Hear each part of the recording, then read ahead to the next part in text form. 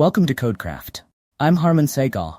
Today, we'll master the basics of Java's print statement, covering syntax and examples to help you perfect your output. Let's dive in. Introduction to Printing. Welcome to Printing Perfection.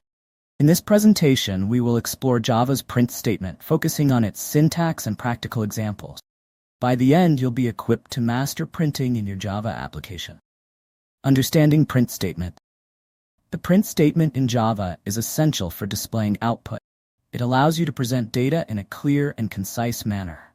We'll dive into the syntax and see how it can be utilized effectively in various scenarios.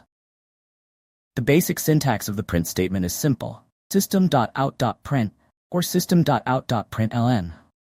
The difference lies in how they handle line breaks. Understanding this will enhance your output formatting skills. Java provides several ways to format your output using printf and string.format.